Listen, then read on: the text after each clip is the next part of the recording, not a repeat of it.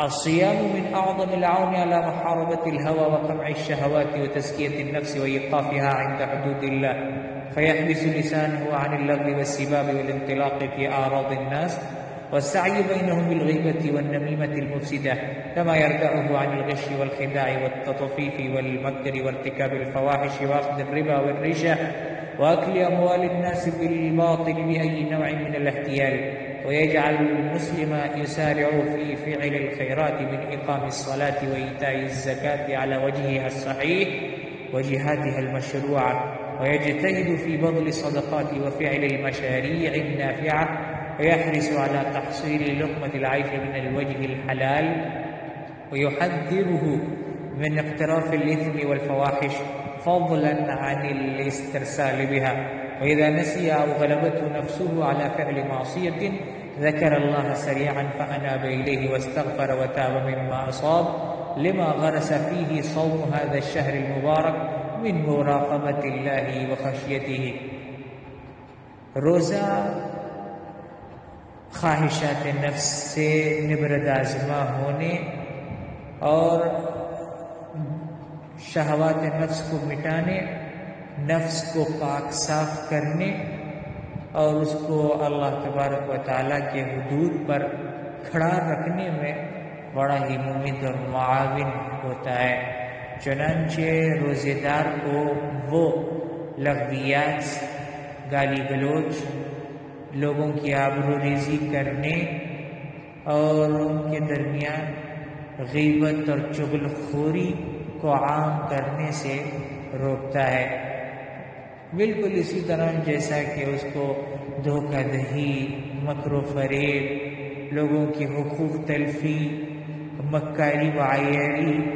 اور فواحش کے ارتکاب اور سود خوری اور رشوت خوری، ناجائز طریقے سے فریب اور حیلوں کے ذریعے سے لوگوں کا مال کھانے سے روکتا ہے۔ اسی طرح سے روزہ مسلمان کو نیکیوں کے کام کرنے، مثلا نماز کو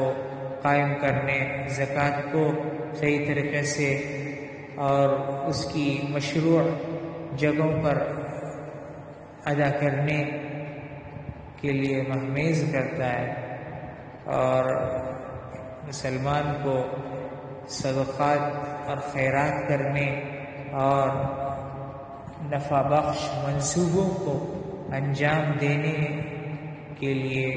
کوشاں رکھتا ہے اور اس کو آمادہ کرتا ہے کہ اپنا لقمہ خوراک حلال طریقے سے حاصل کرے، اور اسی طرح سے اس کو بدکاریوں اور بے حیائیوں اور گناہوں کے ارتکاب سے آگاہ کرتا ہے۔ اور جب انسان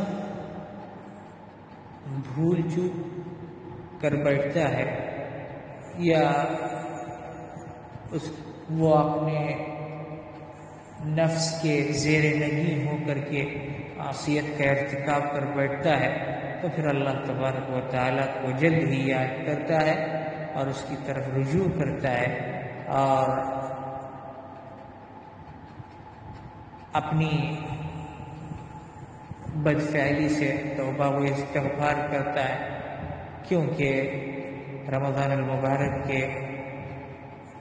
مہینوں کے روزے اس کے اندر اللہ تبارک و تعالیٰ کا دھیان